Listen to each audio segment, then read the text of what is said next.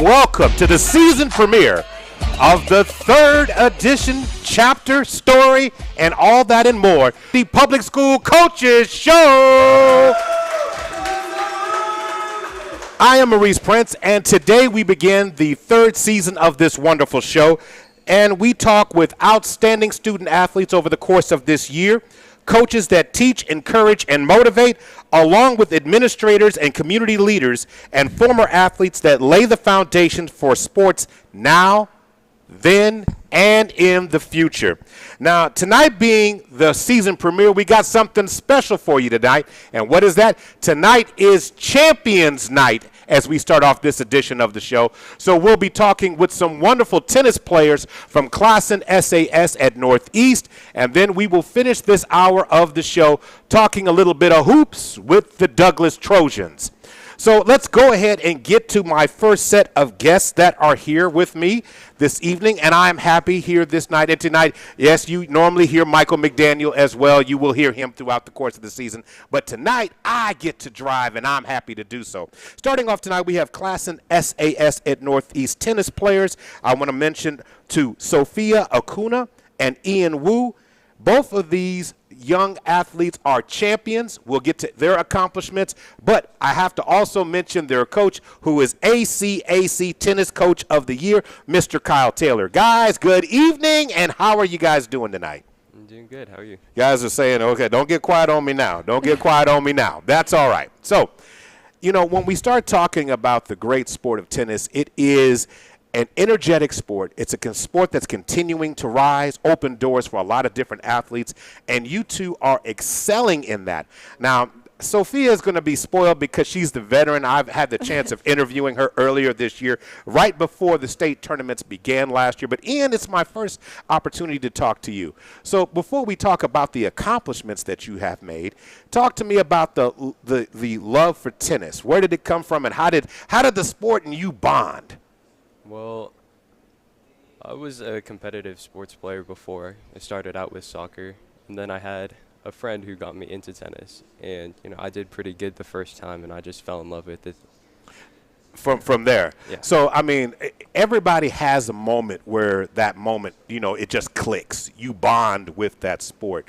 And you play it even in your sleep. You know, I'm sure, you know, volleying, backhands, all that in your sleep. Where was it that moment where you're saying, hey, you know, this is exactly what I want to do? Well, I think it was the first time I actually played at a summer camp, and, you know, I did really well, and I like doing things that I'm good at. So of course, yeah. Actually, that's where that comes into play. So, I mean, you won as a freshman, and now you're stepping up into a new opportunity as a sophomore now. Talk to me about the championship run that you've just been on and you've just finished. Well, I won the 4A2 singles, which the competition wasn't as high as I expected, except for one player from Crossings, and that's who I played in the finals. And I played a really long match, around almost 4 or 5 hours-ish. So, yeah.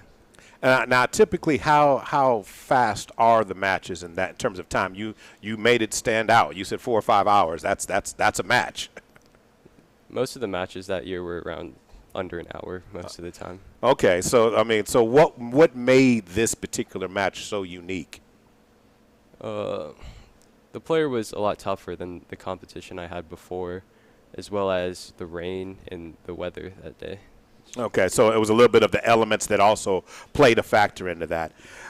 You know, let's bring in Coach Taylor. Coach, you know, Ian says he had that moment of bonding and understood, you know, after an opportunity to go ahead and grow and progress. When did you see the skill set in him sort of evolve? I saw it before we started practice. He hits out at the tennis center where I work at, so I've been working with him a little bit before season, and got a chance to really get to know him over the season and watch his game grow. What was when we talked earlier this year, you basically said you let the player kind of define the path that they what they want to go, and then you try to balance their skills or round their skills off. Is that the same type of philosophy with Ian that you had to use with him? Yeah, absolutely. Not everybody's going to go on to play college tennis. Not everybody wants to go on and play college tennis. So, you got to tailor your coaching to their expectations and what they're wanting out of the sport. Each player in tennis, it's different to me because you attack the sport differently than a team sport. Although you bring them together as team, you work out as a team, but when it's that player in a match situation, what are the things that that you always try, or principles you always try to establish with those players? I tell them there's two things I'm concerned about, and that's their attitude and their effort. As long as they have good on both, then I have nothing to say. There's some days where you don't have the best forehand or best backhand, but you can always have a good attitude and always try your best. Now, when it comes to being your best, the young lady that's sitting on the edge here seems to have that kind of an edge. She plays with effort. She plays with energy. Describe to me the performance you saw at State from Sophia. Soph had a great year. She went undefeated again. She's just a really smart player, and it's been a joy to be able to watch her grow, not only as a player but as a person. Back to back, Sophia. Your senior year this year, you were able to accomplish the goal that you said you had set out. How did it feel to accomplish that in as a junior, getting ready for the senior year? Yeah, it was amazing. Obviously, I set that expectation that I was going to win state again very early on in the year, so it was a weight lifted off of my shoulders for sure, but it just reminded me that I have one more year to go and I can't let that weight completely go away. So. Now, I want everybody to understand, and the coach, you can correct this as wrong. When we did the show, I had several people ask me the last time about Sophia. She seems so nice, and she is a wonderful student athlete. But on the match, the energy that you need for the match, she displays it. She is game, set, match. Doesn't matter. She's ready to go through her.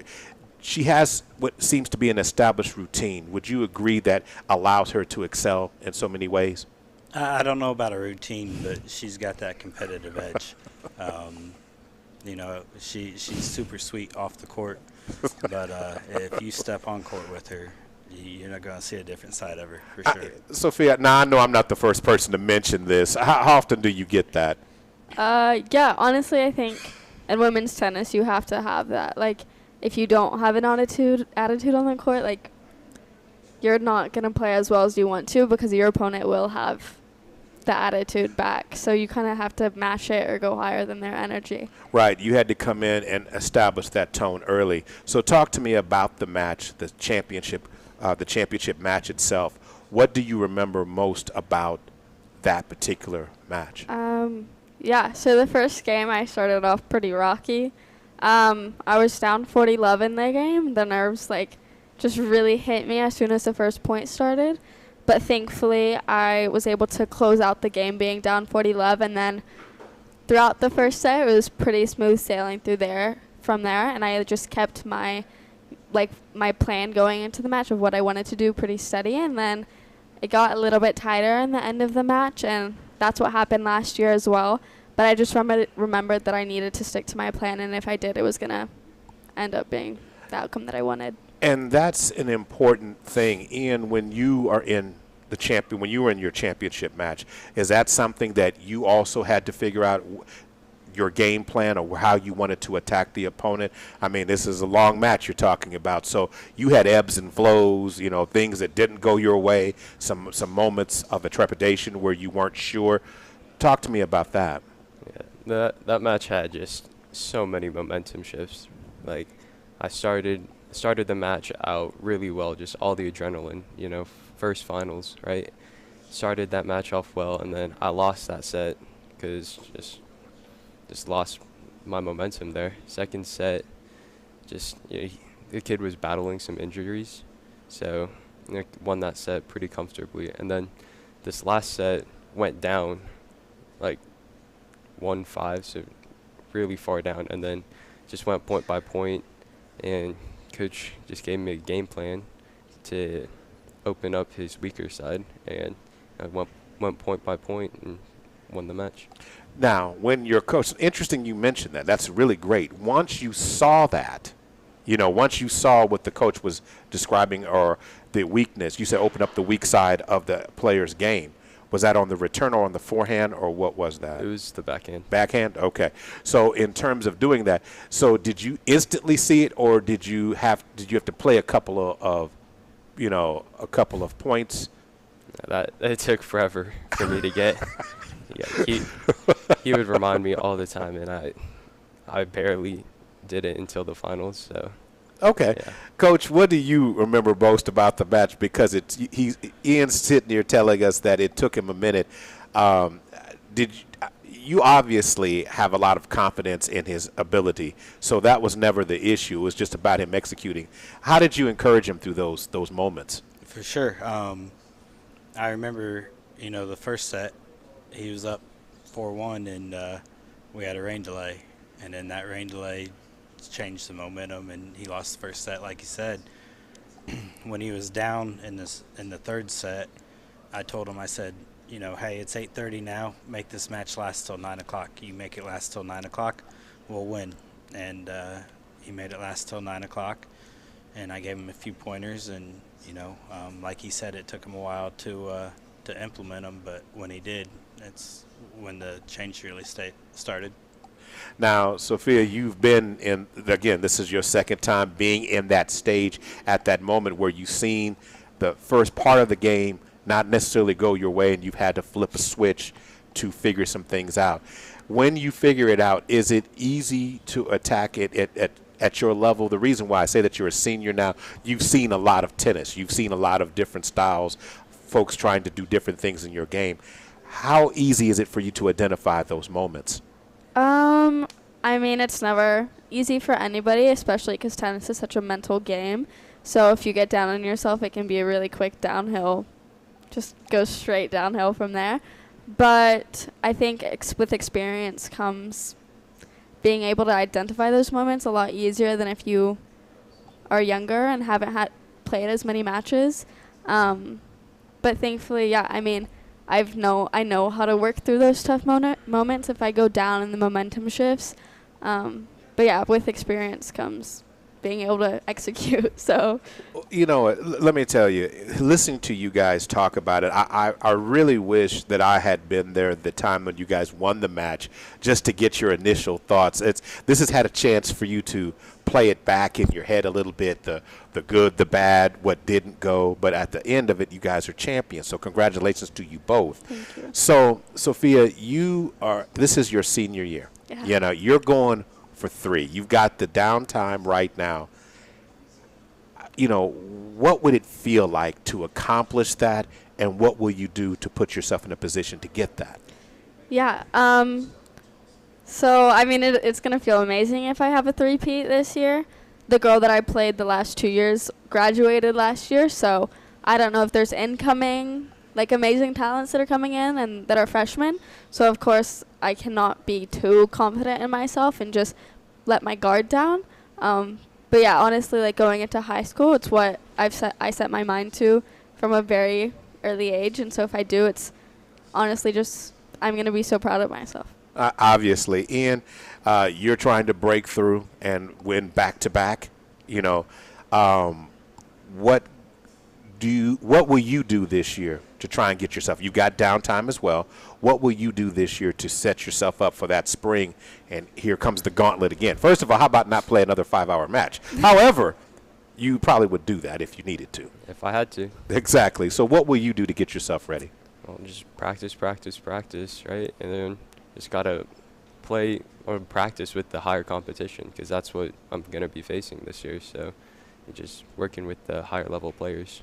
In Class 4A, Coach Taylor, the talent is a mass. I mean, it's all over the place. It can come from anywhere. There's a lot of good tennis players in this city. What makes the program at Class and SAS so special? It's got to be the kids. I mean, there's nothing special that I do. I run practice same as everybody else. I coach a match same as everybody else. but the special thing about the program is the kids. And I appreciate your honesty about those things. Everybody wants to add things to their game. So, Ian, I'll start with you. If there's something that you want to improve going into the spring, what will that be to get that goal? I mean, you got to add something to the game, right? Got to have some sauce.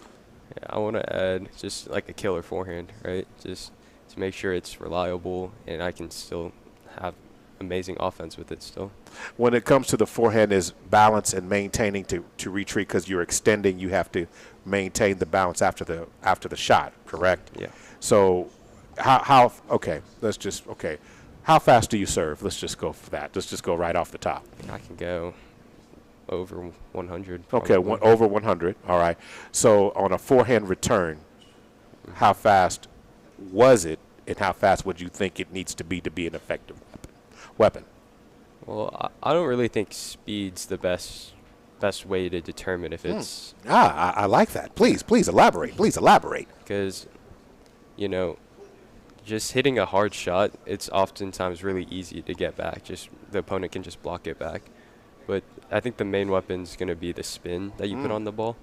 And the spin. Little English. Just putting some topspin on the ball to have it rotate down into the court and really jump into your opponent. Yeah. Okay, all right. I like that. I like that. So, Sophia, I mean, what would be something you want to add to your game for the spring?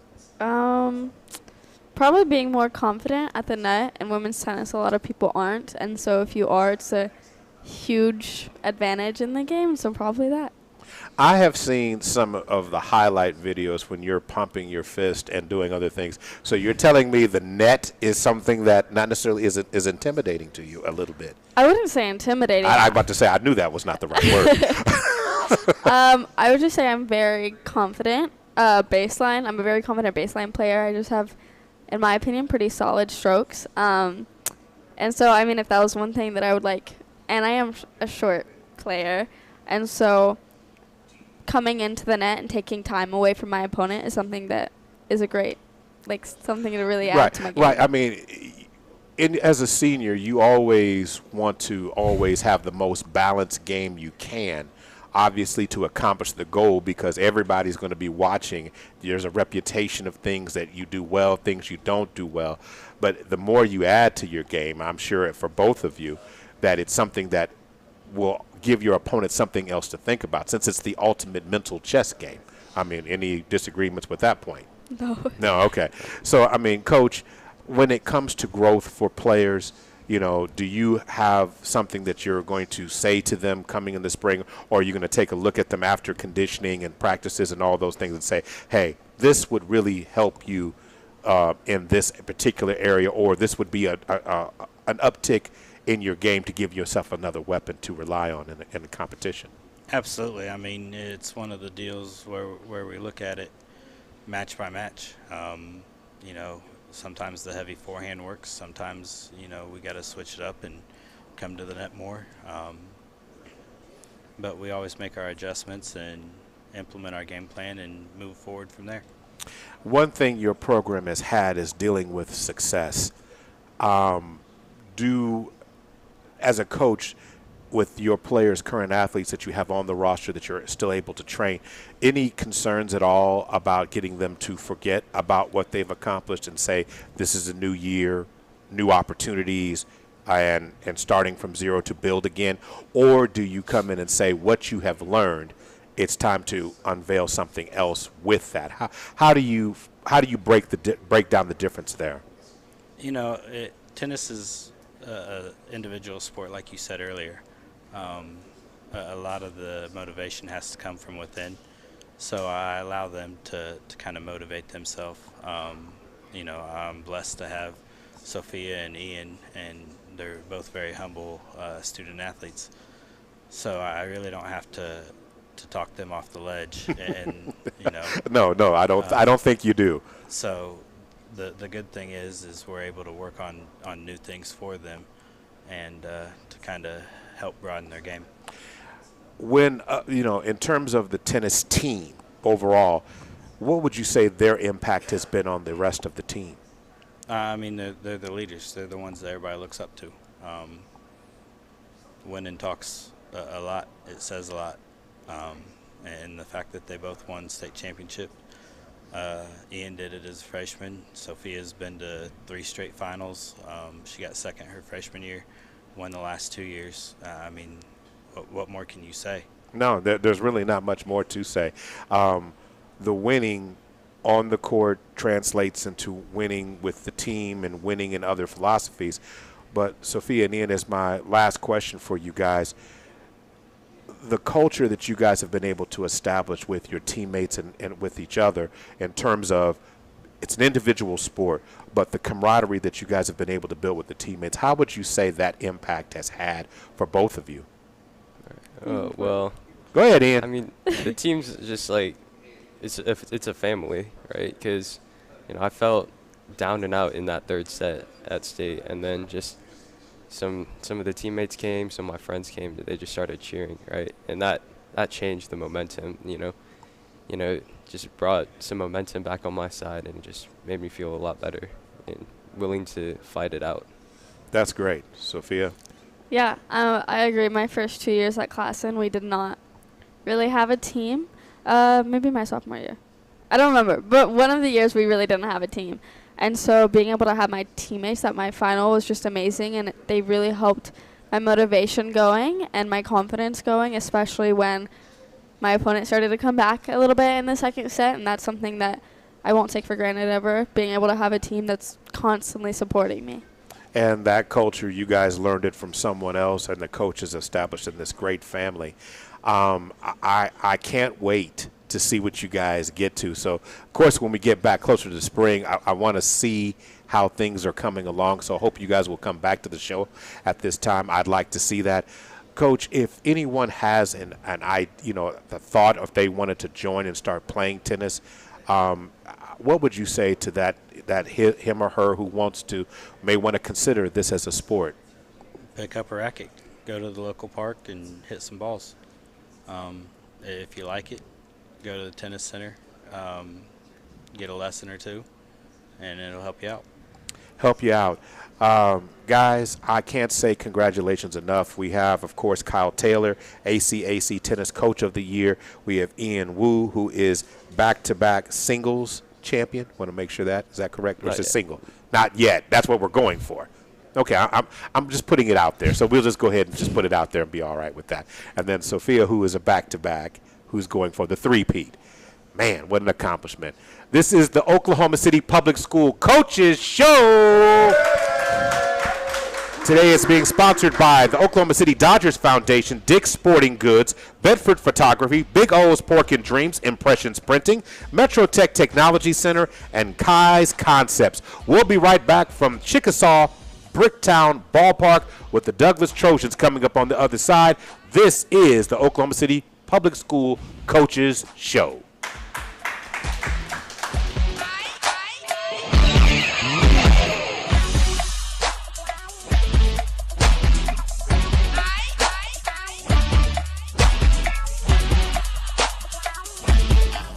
Hello, I'm Howard Robertson, founder and CEO of the Play Ode mobile app. I grew up with a radio stuck in my pocket and earphones stuck in my ears. For 75 years, Black radio has been our trusted voice in communities across America. Thanks to technology, it doesn't matter if a station is AM, FM, where it's located, or the coverage area. That's why I created the Play Ode mobile app. What do you want to hear? Smooth R&B?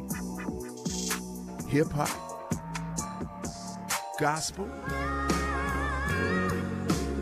smooth jazz, talk and news, and definitely the station you're listening to now. Play Ode is the premier Black-owned radio streaming platform celebrating and amplifying Black culture. We're a proud digital bridge for Black-owned radio stations and podcasts to reach you wherever you are. Support Black radio and go to your app store and download the Play Ode app. We appreciate it. Real talk drives real change, using the building blocks of today to create a better tomorrow. Black culture drives the conversation. Now we're using our impact to reclaim the future. This year's series begins in Baltimore on August 29th and concludes in North Carolina. All right, so Devon, say your name for me real quick. Devon Scott. Okay, how does it sound? Loud? Too loud? No, it's good. Okay, It's a little quiet. It's a little quiet. How about a little bit more right there? Okay, Jay. Yes, sir. Okay, how is it to you? It's good. All right. Did you know that feeling sluggish or Mr. weighed Landry. down could be signs that your digestive Okay, system wait, isn't say working that at its again. best? Oh, but you don't taking have the. Metamucil every day Get your can mic on, help. man. Come on, Metamucil man. supports your Yeah, that sounds good. All right, so it's good. Okay. All right, so Devon, when we start. And remove the waste that weighs you down. Metamucil's gelling action also helps to promote heart health and slows down sugar absorption to promote healthy blood sugar levels. Start feeling lighter and more energetic by taking Metamucil every day. She's so smooth. So Oh, it's off? I'm interrupting my Can you hear me now, shower though? to Or am I remind good? you to treat your Oh, yeah, skin you like good. the Okay, I queen just she want to make is sure. with Olay Sometimes my voice is a Hyaluronic little Body too. Wash. Is that what you With It's said? too Olay's high highest sometimes. level of vitamin B3 content. It's so moisturizing that it will Landry, leave tell you the truth. visibly smoother, Okay, head-turning Coach skin getting, in just 14 put days. him on a microphone. People Now all of a wondering, sudden, how you is it know, good he ain't worried about that at practice.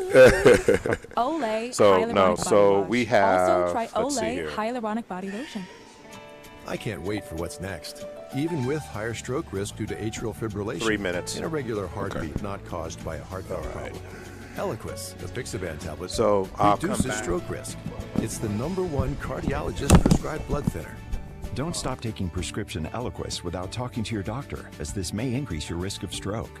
Eliquis can cause serious and, in rare cases, fatal bleeding. Don't take Eliquis if you have an artificial heart valve, abnormal bleeding, or have antiphospholipid syndrome. While taking, you may bruise more easily or take longer for bleeding to stop. A spinal injection while on Eliquis increases risk of blood clots, which may cause paralysis, the inability to move. Get medical help right away for unexpected bleeding or unusual bruising, or if you have tingling, numbness, or muscle weakness. It may increase your bleeding risk if you take medicines, such as aspirin products, NSAIDs, SSRIs, SNRIs, and blood thinners. Tell your doctor about all planned medical or dental procedures. Learn more at Eliquis.com or call 1-855-ELIQUIS.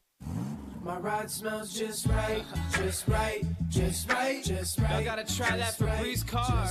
Just right, just right, just right. La la la la la.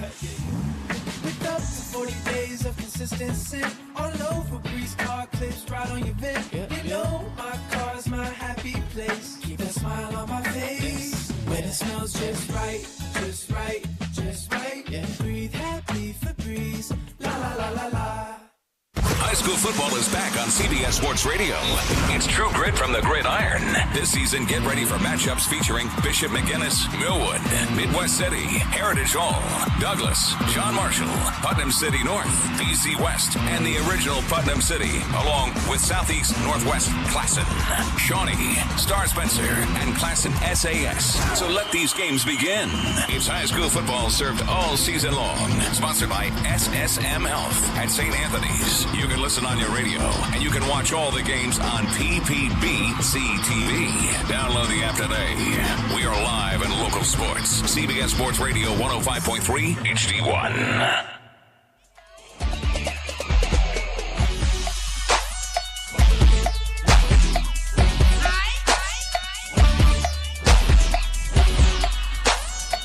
All right, we are back. The Champions Edition of the Oklahoma City Public School Coaches Show. Brought to you by the Oklahoma City Dodgers Foundation, Dick's Sporting Goods, Bedford Photography, Big O's Pork and Dreams, Impressions Printing, Metrotech Technology Center, and Kai's Concepts. Ladies and gentlemen, we're keeping this champion thing rolling. I'm about to introduce to you the 11th time these guys have cut down the ropes at the State Fair Arena, and that is the one and only Douglas Trojans that are in the house tonight. I am sitting next to here Landry Ballard Jr. I've got, of course, here Jaden Williams, Devon Scott, who you'll hear from in a moment, and, of course, the ACAC Coach of the Year, Coach Steven Alexander. How you guys doing tonight? Good. Thank you for having us. We appreciate it. Coach, when it comes to this championship run for this team, this was a very special one. It started off with a lot of noise, a lot of folks doing a lot of chirping, a lot of talking, but somehow this team was able to block out that noise, focus on the goal, and it began to change a community one game at a time, and the games just got bigger. The stage just got louder. The lights got brighter.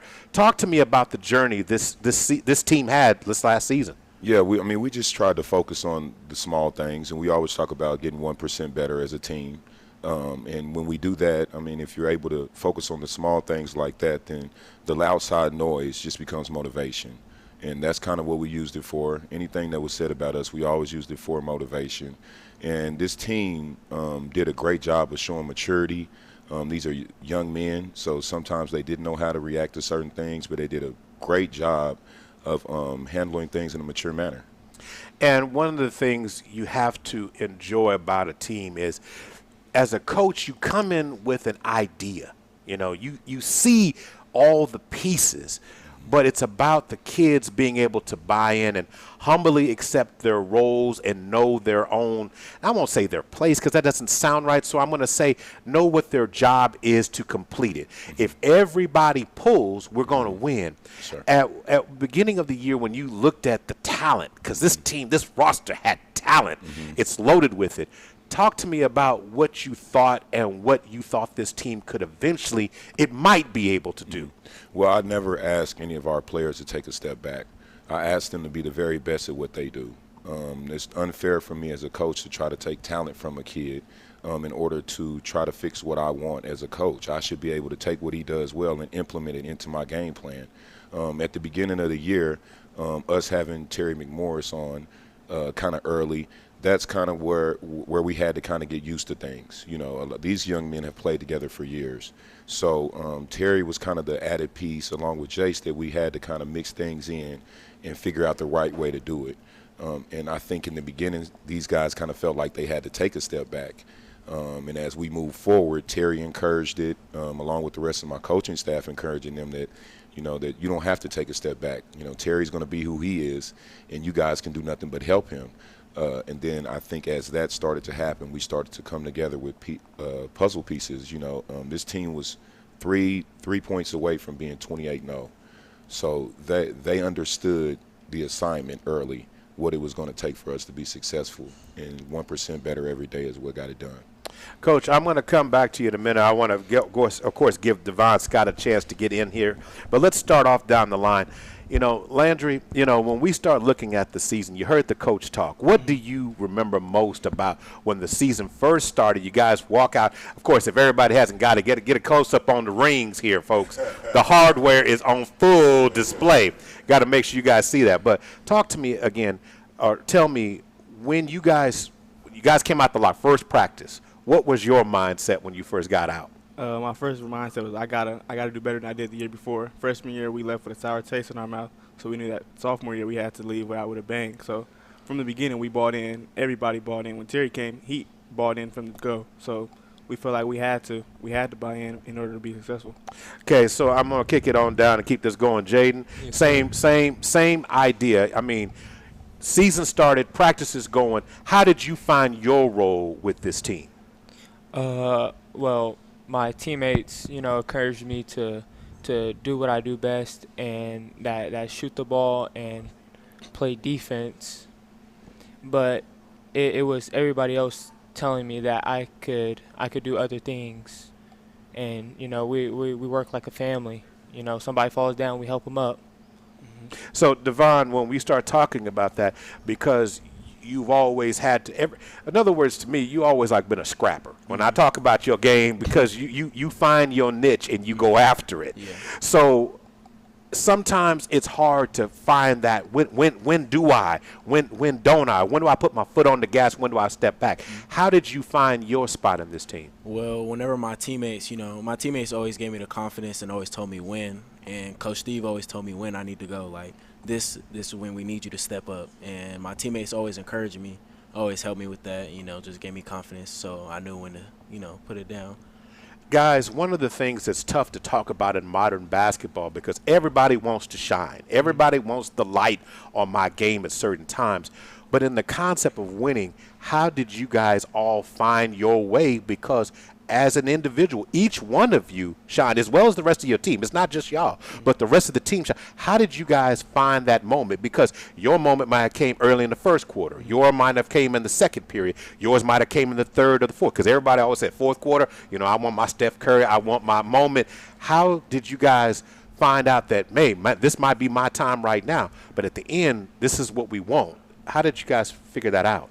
I mean, we kind of always knew that, like, it wasn't going to be our night every night. So when we came onto the floor, it was just we're finding a rhythm for the game. If Jay Will or Devon starts out hot, we go to him till his water stops. And if his water stops early, then we move on to the next person down the line. We had the versatility, I feel, to every night could have been somebody else's night. So, I mean, we just came out with the mindset of play hard, and if it's not your night, it's not. But don't step back and play the game scared. That's how I feel. Okay, I mean, guys, I mean, I know he said a lot. I said next time, man, come to me first. Come to me first. So, I mean, how did you guys feel about that? Because again, each one of you, sometimes somebody has to come off the bench. Somebody has to do the dirty work. Somebody has to. So, talk to me a little bit about that shine moment that you guys had to find. Well, you know, we followed game plan from coach, and he gave us the tools of what we needed early in the game. You know, we just stick with whatever's working, and we just ride that all game long. You know, if they change it up, we gonna step even harder at what we doing.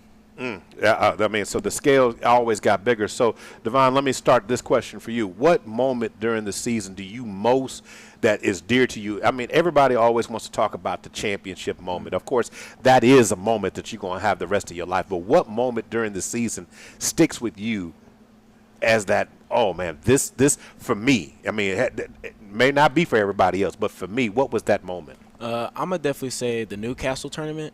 Last game against Newcastle, whenever I hit the game-winning three. Well, it wasn't really game-winning, but it was like to ice the game. You know, that's okay. It's game-winning. That's fine. We can go ahead and say it. Yeah. Newcastle have any problem with it? They can come see us. How about that?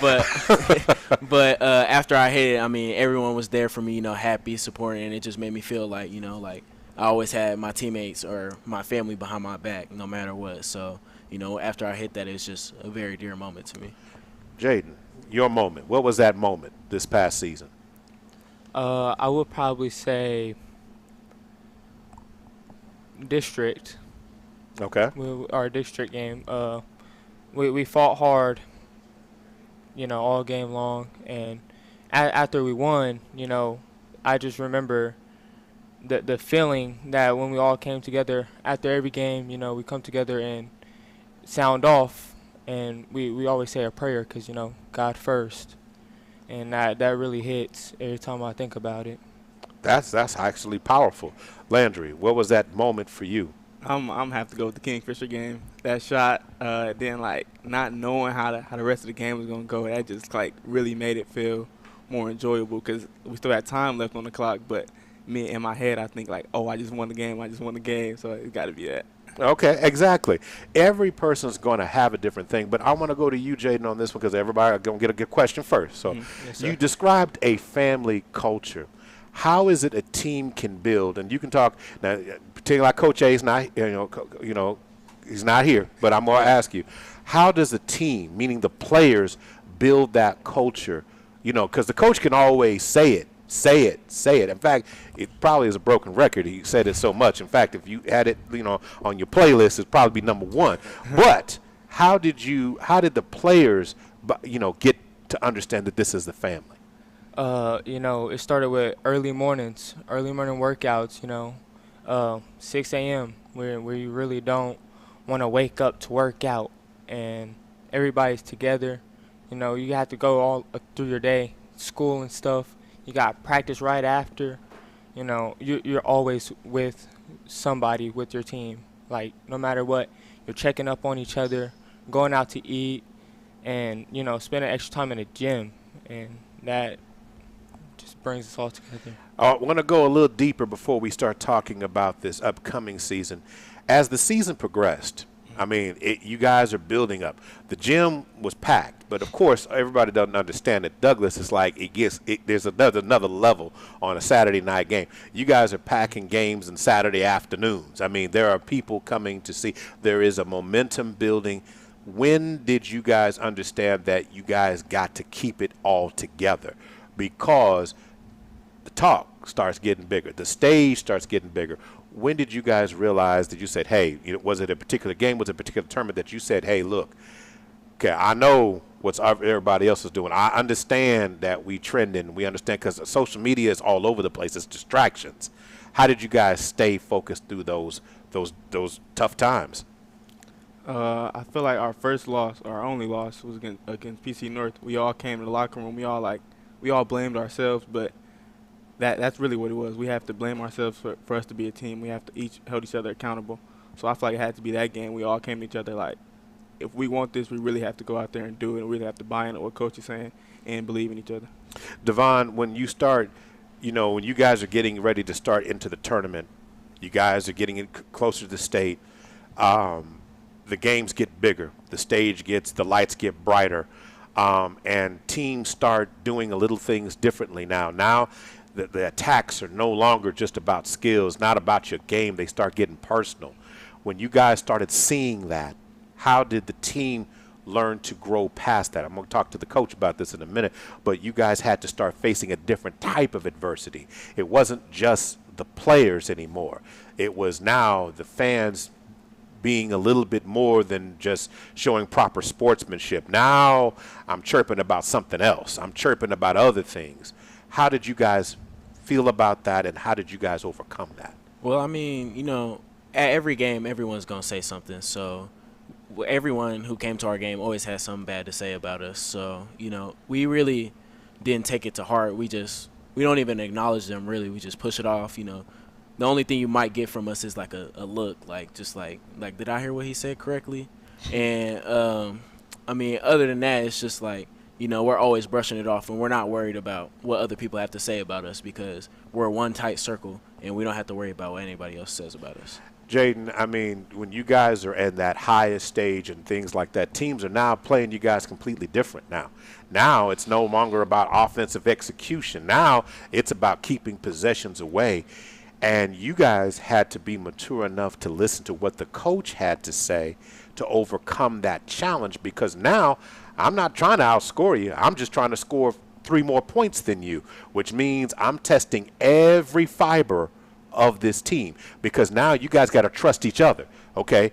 It's not if you break free, because they're designing it to make you fall into what they wanted you to do. So how did you guys respond to that?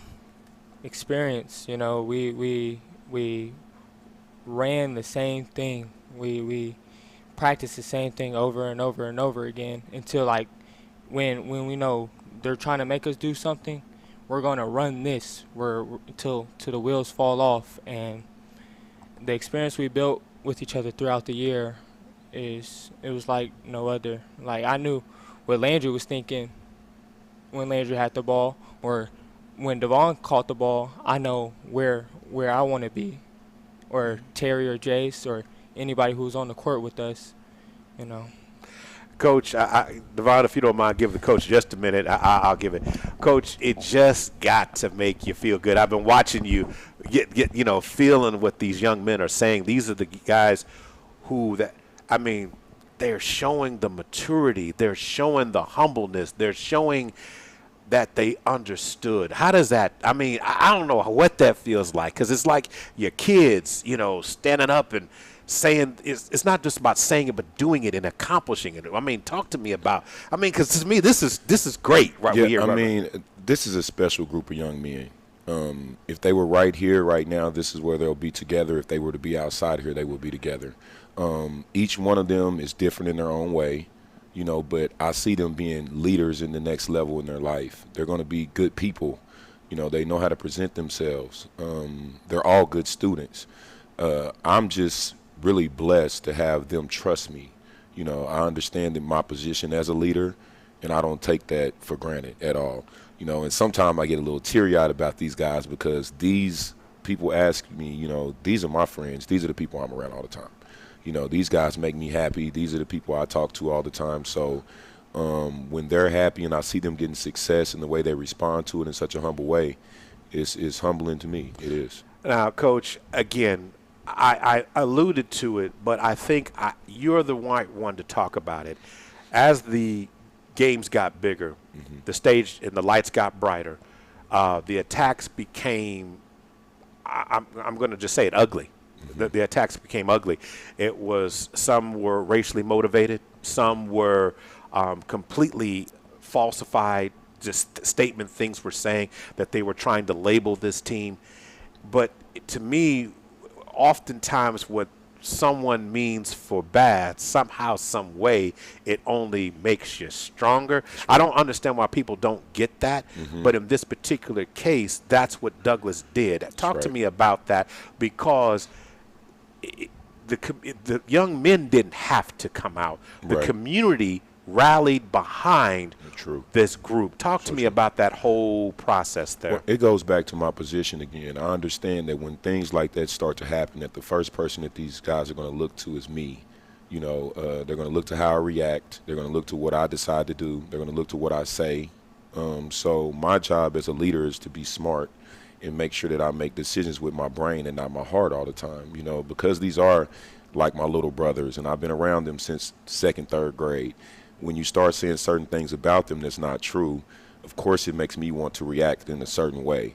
You know, they like my babies. You know, I want to protect them. You know, so at the end of the day, when you start saying things like, you know, you got thugs and different words, and these are 3.2, 3.5 students, 4.4. You know, these guys are at the top of their class when it comes to academics. So I just, more than anything, it's kind of one of those situations where I have to be smart and strategic about the way I use it. And with kids like this, they're looking for motivation. You know, they look to me to give them something to attack. You know, so we kept a lot of it built up in. We had a game plan at all times. I prepared them for multiple situations because I knew we would run into them. And when they came about, they showed me that when the times that we were working on it, that they were really paying attention and ready. Before I get the last words from the players, Coach, you know, there's still a huge debate going on, you know, because a lot of the smaller town teams still don't want to implement a shot clock. They want to do games where the scoring is, to me, it's not basketball to me. It's not basketball. But their version of it is, because it allows them to compete against everybody for that style of play. Teams tried to play this against this team, but the versatility of this team allowed it to overcome it. What is your opinion about the state of high school basketball in the state right now? I think everything is kind of in the eye of the beholder. You know, because I come from a style of basketball all my life of playing up and down, playing fast basketball. That's the kind of style I enjoy. That gives me as a coach to be the best chance to be successful. Until we implement a shot clock, whatever the rules are, I'll roll with them. I would like to have a shot clock, but nothing is going to stop us as a team from getting what we want. I look at it like a challenge as a coach, me having to figure out ways to get the game to go our way and get to go our pace. And then every once in a while, if we need to, I mean, we might have to hold the ball for a little bit. You got to use certain things to your advantage as well. And I kind of prepared these boys for that. The first month of the season, we were already preparing for the end of it. All I got to say is, with this versatility of this team, I would just, oh my gosh, I'm going to have to tell Swick, because if you guys did a game like that and you guys just won't move the ball around, it just blow your opponent. They're not trying to score. They're not trying to score. I mean, it would just blow it away. So, guys, I'll let you guys get the final word, because we're down here on the last bit here. So, as this, Landry, I keep going to you first, so you right there. So I'm gonna go to Devon first. Devon, you know, when we start looking at this, you guys, of course, Class 4A state champion, the 11th title for Douglas. For those who don't know, Douglas in 2016 in Class 4A beat Fort Gibson 57-45. In 2017 in Class 3A, they beat Star Spencer 62-56. I'm sorry, Star, I had to say it. And then, of course, 2023, the championship over Weatherford 48-44. One thing Douglas does and has a history of, that you guys just don't get one chip, you get two. So what will it take, Devon, in your opinion, for this team to get over the hump to try and accomplish a goal? I mean, you got to start off small to build toward it, but what will it take for this team to accomplish that? I think, me personally, I think everyone just needs to put their head down and work and not worry about what everybody else thinks. I mean, if you just put your head down and stick with your brothers and your team, obviously it's going to work out because you're not worried about what everybody else is saying about you, and you don't worry about the outside opinion about what everybody else thinks. So if you just focus on yourself and your team, I mean, you have a better chance at winning than thinking about what else somebody else has to say. Jaden, I have to come to you now. What will it take for this team to accomplish the back-to-back? We have to be more feistier than ever. That should be the word that I should use right there. I mean, we got to be hungrier. Like, I know, now we know people are coming for our throat every game. You know, they want a piece of what we just had. And we have to keep our circle tight to where, you know, nobody gets in. I'm feeling this. I'm feeling it. I need the ball. I need practice start tomorrow. Landry, in terms of that, same type of thing. What is it going to take? But, you know, because there are going to be some challenges this year. There's going to be some different obstacles that you guys didn't face last year.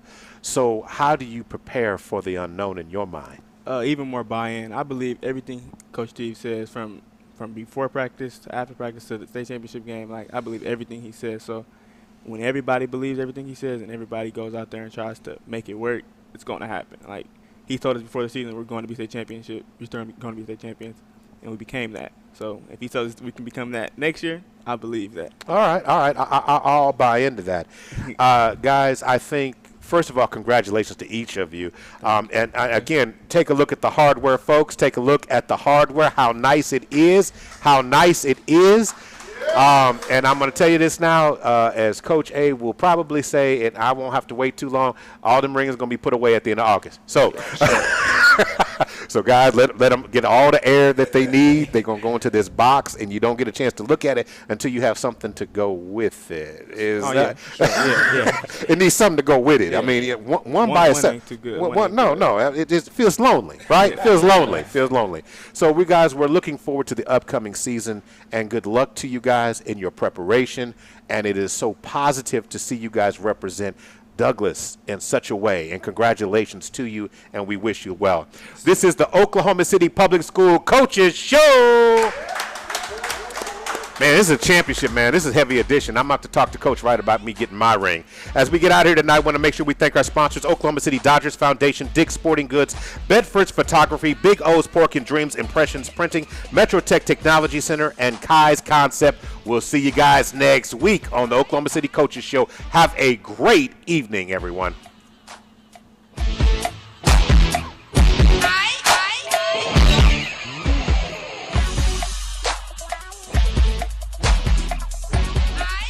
Do you have heart failure?